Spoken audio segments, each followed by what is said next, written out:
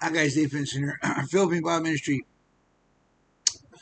I had a recent couple encounters on Facebook with some atheists lately, and they're so angry. They're so angry, and they're so mean spirited. And one of them was using nasty language, and they were both just, you know, if you want to have a discussion about you disagree with someone and you start calling names, it usually you pretty much lost the argument.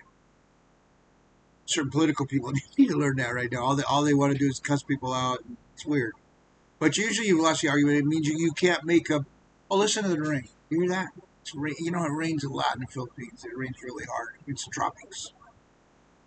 But I think I'm going to keep going. It'll be a nice little background.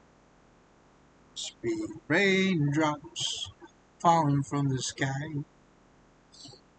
So what was I trying to say? Oh, so it's kind of hard, and I was honestly perplexed. I was trying to reach out to these guys, and I was trying to say, hey, let's talk about it, because they didn't know it was about creation or the Bible or something, and they didn't want to talk about it. They said, well, you're an idiot, this and that and the other. I said, well, let's talk about it.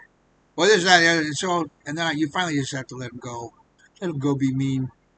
And they start accusing you of gaslighting them, or I don't even know what that means. I know what it means in a political way. I don't even know what they were talking about. Like, no, I wasn't trying to mess with you or trick you. I was just sincere about my concern for you, because it sounds like your heart is. Oh, I'm not mad at anyone. I just think you're an effing idiot. So, to me, it was just me. So I don't like to swear. Some people, I know it's very common these days, unfortunately, and some people swear a lot and they think it's cool, or I don't know what they think. I think it's ridiculous. I think it's sad. Um, anyway, I don't want to talk about swearing right now. But if something offends somebody, then and you just make a joke out of it. Yeah, well, f you. It's like, where's your heart? Like, why do people have such hard hearts? Why? If something is offensive to someone, why not just honor that? Like, okay, my beliefs about certain things, woke, right? My beliefs about that might offend you, right? But I'm not trying to offend you. I'm not going to say, well, f you then. It's like, okay, well, I'm sorry to offend you, and so I don't talk about it much. There's no law against loving people. That's what the Bible says. But there's no. Well, the Bible says this or that. So the question is, why are atheists so angry? And somebody says because they're scared, and I thought that might be true in some ways. What are they scared of? Because they know. Here's the deal. Someone once said, if you're to an atheist, if I'm wrong and you're right, then I don't lose anything as a Christian, because I'm trying to live a good life, love people, honor people, love God, and love my fellow man, and so I'll just have a good life. But I'll be wrong. So when I'm dead, I'll just be dead or whatever the atheist believes.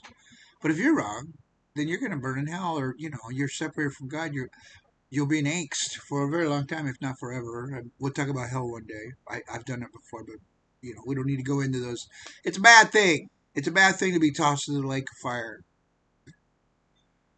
So you're the one that should be scared, right? I'm not going to try to scare you. Can you scare people in the kingdom? Yeah, I was scared into the kingdom of God. You bet your bottom dollar I was scared into the kingdom of God. That's how it happened for a lot of people, and it has for millions of years, right?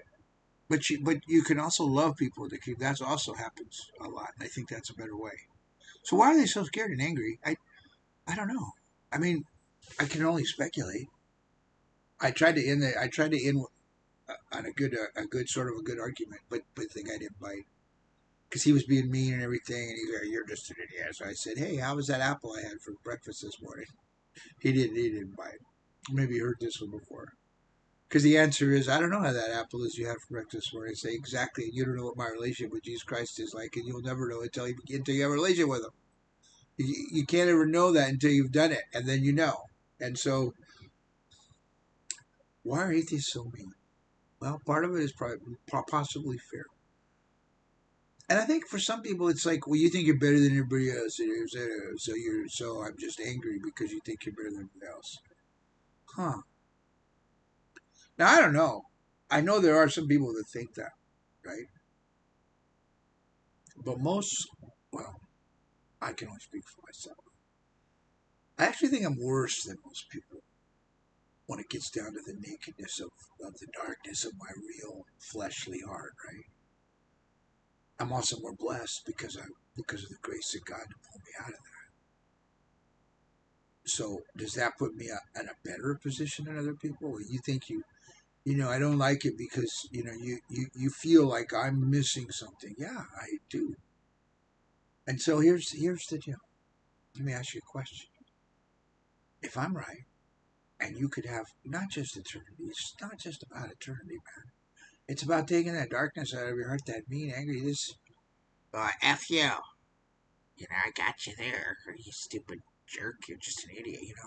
If I could take that out, if the Lord can remove that angst from your heart and turn that frown upside down and turn you into a person that's actually filled with joy, where you don't think it's funny to use the F bomb just because it hurts somebody's feeling or you're not offended that it hurts. It's something. Here's what I learned. Here's what I've learned in my short life, our life. I don't know. I've learned that you respect people's feelings. Right? But let me tell you a story about that. Let me tell you a little story about that. We had I used to live in the mountains up in Northern California, in the high Sierras, and they have a lot of wildlife up there. They have wildlife in the. I think it was it skunks. I think it was skunks. It was skunks. I think it was skunks getting in the trash cans at the schools, right? And so they told the custodian to kill all the skunks, right? Because that's what you do in schools. They didn't tell the kids that, but they told the custodians.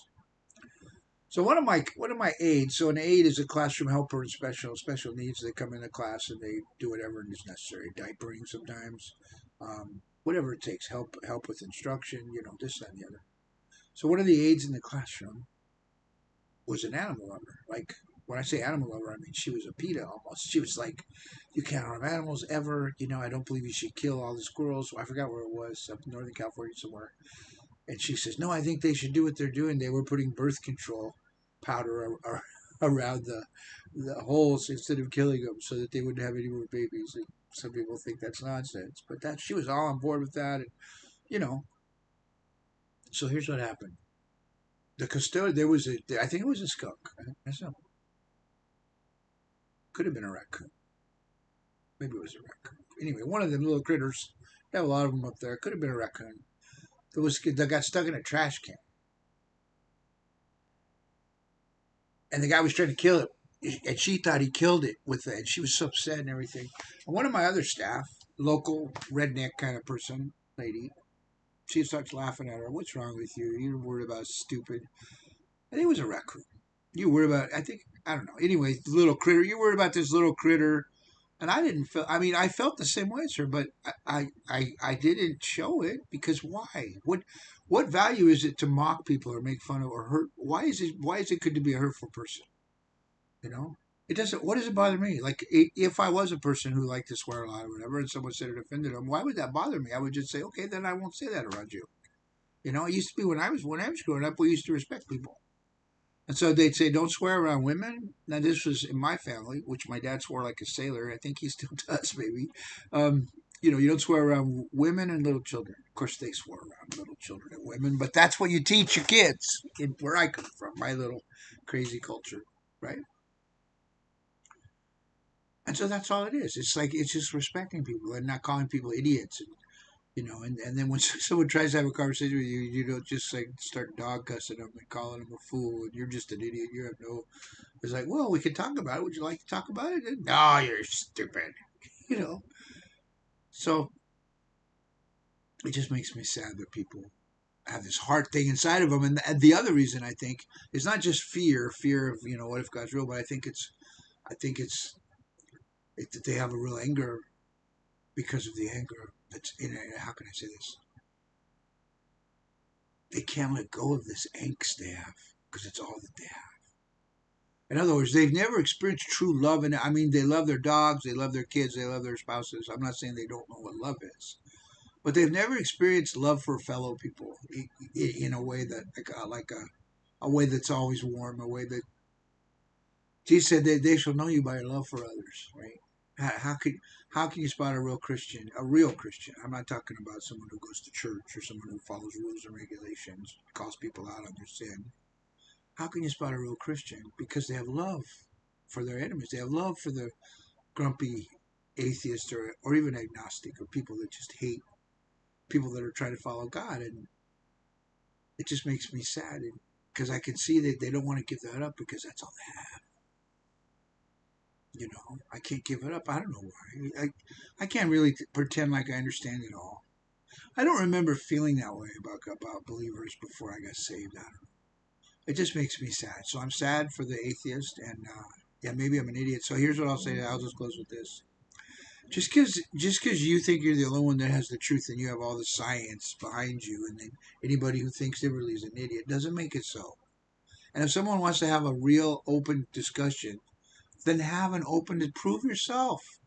Don't just I have all the science behind me. I have all the peer-reviewed articles of science, and okay, then can we talk about this? I have some questions for you. No, can't do it.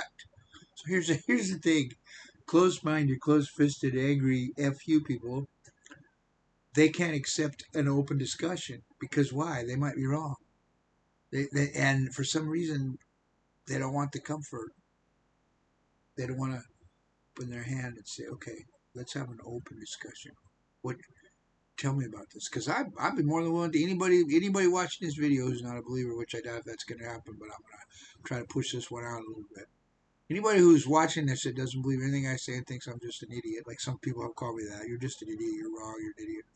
Let's have a discussion. Show me some open mindedness. Right? I don't hate you. You hate me, that's fine. You hate me, everyone like me, that's fine. Here's the thing you don't understand. Now there are some people who call themselves Christians who hate gay people and hate this and hate that and hate.